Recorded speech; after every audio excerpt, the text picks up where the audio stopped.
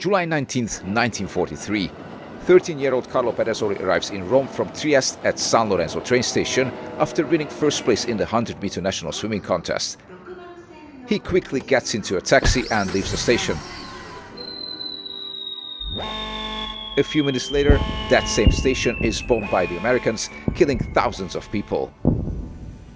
If his train had been late, or if he hadn't found a taxi in time, today we probably wouldn't have films like They Call Me Trinity or Crime Busters, and we may have never known the amazing screen duo of Bud Spencer and Terence Hill. In this video, I want to go through the life of Bud Spencer, because there is so much more to talk about beyond the movies and beyond his legendary partnership with Terence Hill. He did so many things in his life, and whatever he started, he seemed to master, whether because of chance, timing, luck, but most of all because of his own attitude. But before we dive deep into his life, I want to show you this book, because I got a lot of information from it that I'm going to show you in this video, and it gave me a really intimate and personal look into Bud Spencer's life. We will talk about his early life, his adventures in South America, his sports career, and his historic meeting with Terence Hill, the moment that helped create one of the most iconic duos in screen history. And make sure to stay till the end of the video, because I compiled a few extra trivia bits about his life. If that sounds good, let's get to it. Bud Spencer was born Carlo Pedersoli in 1929 in Naples, Italy. He grew up in the historic Santa Lucia district, in the same building as writer Luciano de Crescenzo, who would later become one of his classmates. Even as a child, Carlo was already drawn to sports, and swimming quickly became more than just a hobby. He was good enough to start winning prizes. In 1940, his family moved to Rome, where he attended high school and joined a swimming club. He finished school before turning 17 with excellent marks and briefly enrolled at the Sapienza University of Rome to study chemistry. But swimming and sports in general really would go on to transform his life completely. He was only around 18 years old when his family moved to South America. At the time, after the Second World War, many Italians were trying their luck there, looking for work, opportunity, and basically a new beginning. He spent over 3 years there, and the experience left a deep mark on him. This is where he was influenced by South American music and dancing. It's where he formed his first lifelong friendships and where he went on wild adventures with his friends. It was also his first real experience with flying, something that would later become another lifelong love story. But more on that later. He did quite a few odd jobs during this period. He worked as a dock worker, a courier, and even as a chemist. It was a free-spirited life full of adventures, friendship, music, hot nights, really hot nights. Once he had to spend a night in a bathtub full of water just to be able to get a few hours of sleep. Yeah, the kind of memories that stay with you forever. When he returned to Rome, Carlo Pedersoli continued his sports career right where he left off. He became the first Italian to swim the 100-meter freestyle in under 1 minute. He was successful, he was young, and he was enjoying life to the fullest. According to his own accounts, he was arrogant, cocky, and had a huge number of girlfriends. He would even walk to the pool for training with a cigarette in his mouth, which naturally drove his trainers and fellow swimmers crazy. You think you are God, but you are still just some idiot. You don't understand that at that age. And yes, he may have been cocky and superficial at times, but he was never two-faced. His relationships were based on honesty and trust. As a water polo player, he won the Italian championship in 1954 with SS Lazio, and then the gold medal at the 1955 Mediterranean Games in Barcelona with the Italian national team. And there is also a small Hungarian connection here, which I'm always happy to point out, being Hungarian myself. In 1955 he came to Hungary with the Italian national team for a match against the Hungarians. Hungary won 7-3, but according to Hungarian Olympic champion Kárpáti György, the real memory came after the game. Pedersoli sat on the hood of a car and sang with his guitar. So yes, long before he became a legend on Hungarian television, Bud Spencer had already been here as an athlete. But there will be another interesting Hungarian connection later in the video. He once said, "Sport is a great lesson in life, and that's all fine, but back then, even if you were a superstar swimmer, you didn't earn the kind of money today's athletes do." Pedersoli wanted to make money, he had debts, he wanted to make things right. So he decided to go on another adventure. But before we fly across the globe again, I want to mention some fun trivia. According to Bud Spencer himself, there were only 2 times in his life when he was involved in a real fight. The first time when he was training for the Olympics in Bolzano and some Germans were bothering him and his teammates.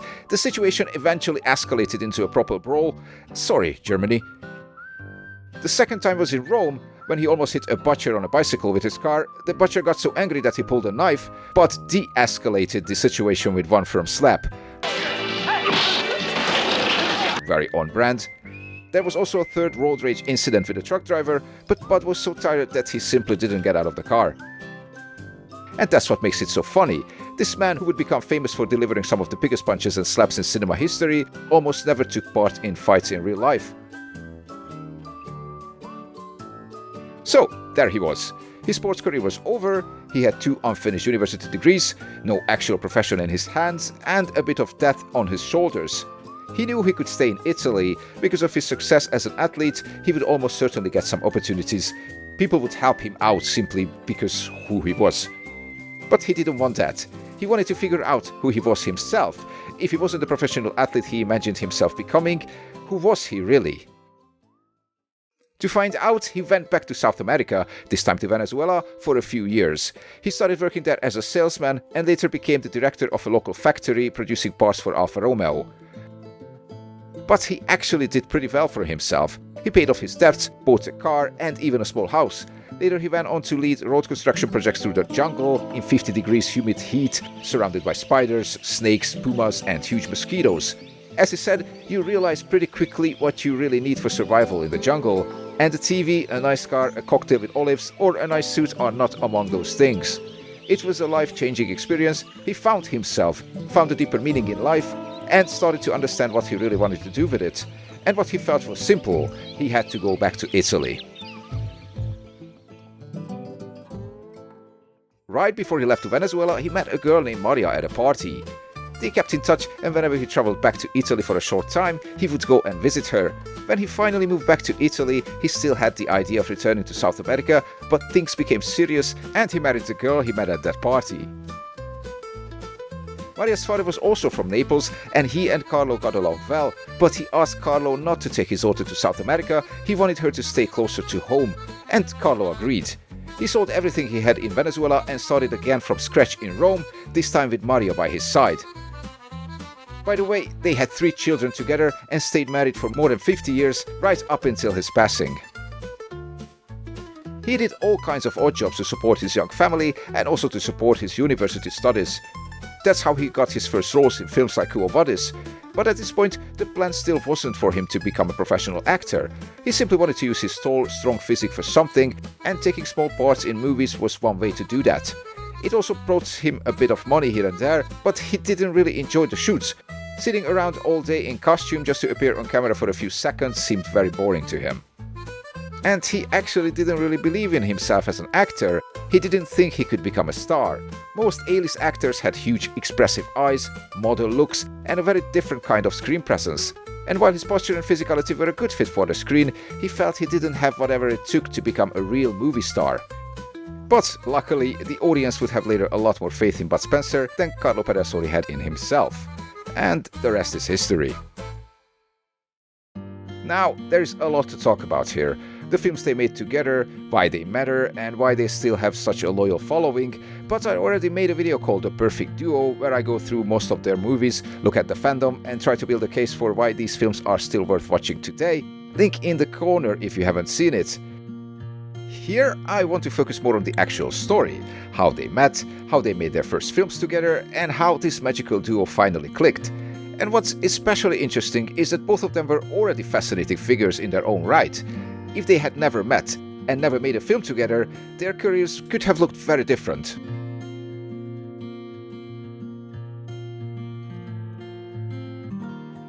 I did not choose it, it only happened by luck. Their lives had already overlapped in small ways before they properly met.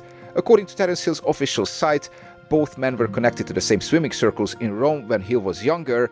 Hill even remembered watching Pedersoli train because Carlo was already a famous swimmer and Olympic athlete, but they did not personally know each other back then. Their path crossed again in 1959 on the historical adventure film Hannibal, Both appeared in the film under their real names, but this was still not the beginning of the duo. They worked on separate days and still did not meet during production.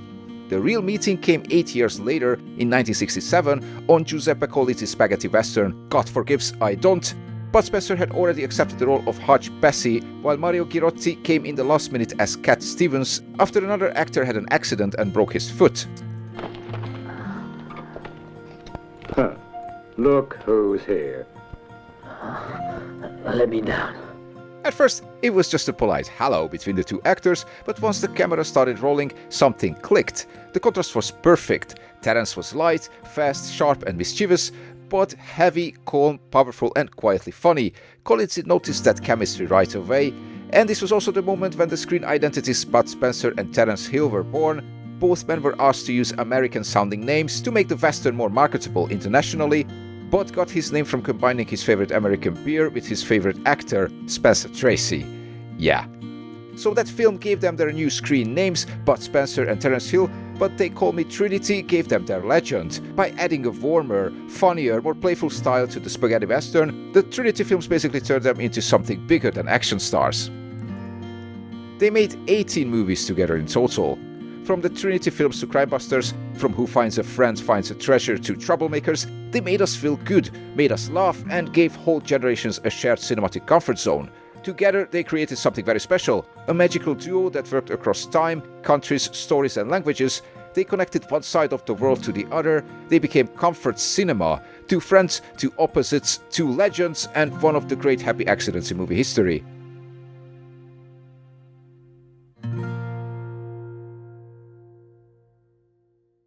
Bud had this to say to the critics: if they are still so successful after many decades, it means the public around the world see more in them than the critics. Right on point. Bud Spencer also made a lot of films and TV series on his own, and I'm going to go through a few of them in the next section, but first let me talk about another interesting aspect, the dubbing of his films. Bud Spencer was, of course, dubbed most of the time, because his films were distributed internationally, dubbed into every language with a big enough film market and enough like-minded people who just couldn't get enough of him and Terence Hill. Keep cool!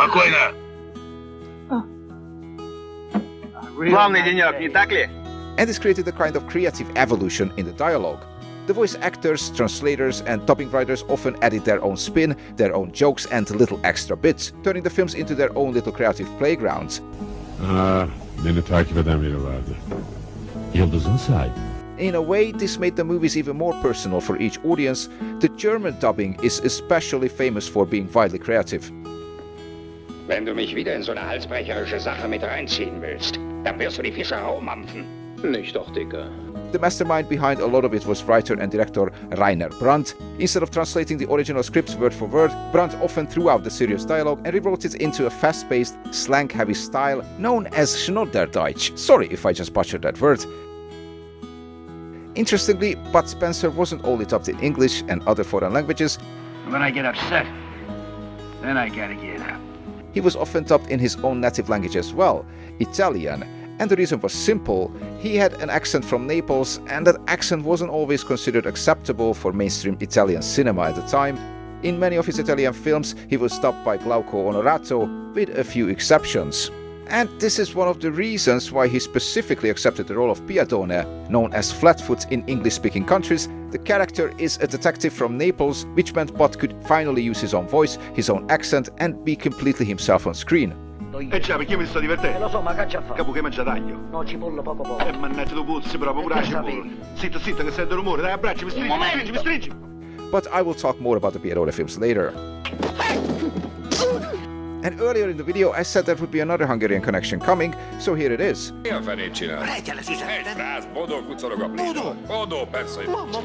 In my The Perfect Duo video, I mentioned that there was basically Hungarian versions of Bud Spencer films starring the actor who dubbed him most of the time here in Hungary, Bújtor István. And yes, they even look alike. What I didn't mention there is that, according to the story, it was actually Bud Spencer who suggested Bújtor that he should make these kind of films himself. Bud told him it wasn't that complicated. You need a good story, jokes, fights, without blood of course, and a kid. And there you go, and you have a fun film for the whole family. Bújtor István took that advice to the heart and made 4 films in total with a very similar vibe, with himself in the lead role, and they became huge successes here in Hungary, selling out cinemas left and right.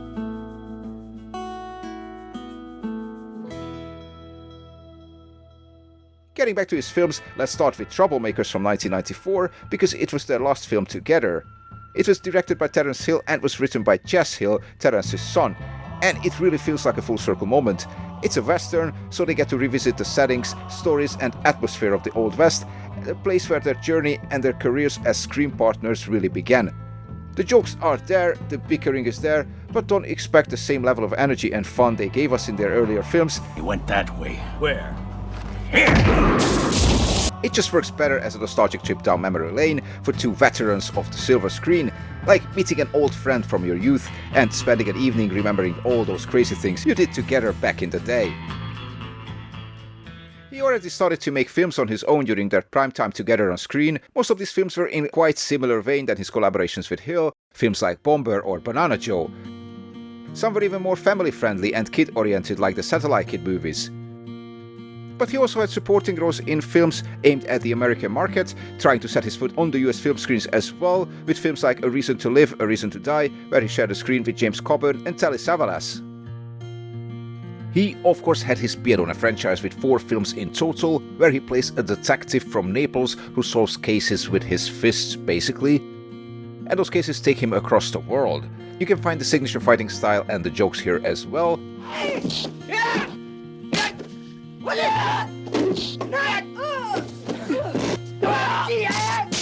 Although with a more grounded vibe, especially in the first film. There were a few times when they tried to pair him up with other actors to make it work as a sort of a buddy comedy, similar to his Hill collaboration films, like Even Angels Eat Beans, where he shared a screen with Giuliano Gemma. The Piedone-style crime-solving and persona was adapted to 2 shows on the small screen, first Big Man in 1986 and then later Detective Extra Large from 1991 to 1993. Jack Costello, I would like to see you, it's important. It had 12 episodes in total. In 6 of them he teams up with Philip Michael Thomas from Miami Vice, and for the rest of the episodes his partner is Michael Winslow of Police Academy fame.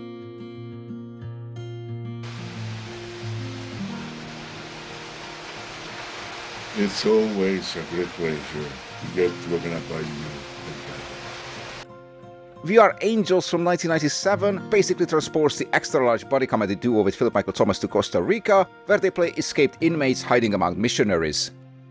It's only had 6 episodes, but each one is around 90 minutes long, so they feel more like feature films than regular TV episodes, even if the production quality is not quite on the same level. In 2002, he appeared in the made-for-TV movie Padre Esperanza, directed by Ruggero Deodato, yes, of Cannibal Holocaust fame, but kept appearing in smaller and bigger supporting roles in films and TV series throughout the 2000s, but by this point he had clearly slowed down his pace and was focusing on other things as well. Recipe for Crime was his final screen appearance, a 10-episode TV series where he plays a retired police chief who opens a restaurant with 3 of his acquaintances, man he just happened to put in jail before his retirement. All the classic elements are still here, the jokes, the bad guys getting what they deserve, and a whole lot of heart, even if the energy is not always there anymore. But honestly, it's just good to see Bud having fun on screen, even at almost 80 years old.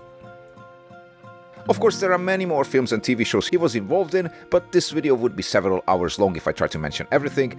But if you think I missed something that should have been in this video, let me know in the comments. As promised, before we wrap up, here are a few fun extra trivia bits. Bud Spencer had also had a real love for flying. After making All the Way Boys, where he and Terence Hill plays pilots, he decided to get his own flying license. And this wasn't just a hobby for the camera, he became a professional pilot, flew both airplanes and helicopters, and even founded his own airline, Mistral Air. So whenever you see him piloting something on screen, there is a good chance that Bud was actually the one doing it. Because he could. Did you know that Carlo Pedersoli also had a law degree, although I couldn't find much evidence that he ever seriously practiced as a lawyer, and he was also an inventor, registering several patents, including disposable toothbrush with integrated toothpaste, a walking stick with a built-in table and chair, and even an electric toy mouse. Unfortunately, I couldn't find any images of these inventions, only mentions of them, but still, that's pretty wild. Seems like the only things he wasn't at this point were a ballet dancer or a politician. Well, in 2005 he entered politics, unsuccessfully standing as a regional councillor in Lazio for the Forza Italia.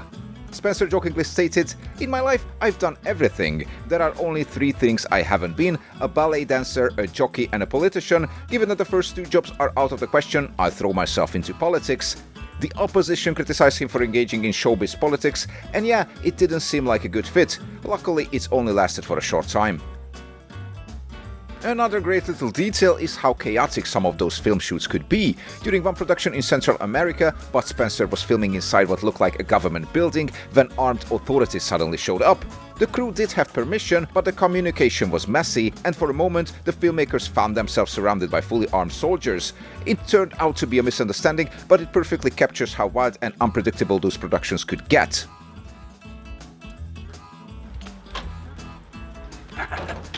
Thanksgiving. And of course we have to talk about food. With Bud Spencer, the eating scenes were not just a gimmick, they were part of who he was. He genuinely loved food and considered eating one of the great pleasures of life. Apparently, he even had little fights with his doctors when they suggested he should eat less, which he did not take very well. And in a way, that attitude became part of his screen persona as well. Larger than life, unapologetic, completely authentic, and of course always hungry. There's also a whole line of a Bud Spencer branded can of beans, pasta, recipe books, sauces and a lot of other things. And lastly, Bud Spencer has a statue in Budapest, Hungary. I'm sure he has more statues around the world, but this is the one I could actually visit. At the bottom of the statue there is a quote from Terence Hill, "Mi soha sem veszekedtünk." In English that means something like "we never argued." And you can find the statue next to Corvin Sétány in the heart of the city, so if you ever come to Budapest, make sure to pay him a visit.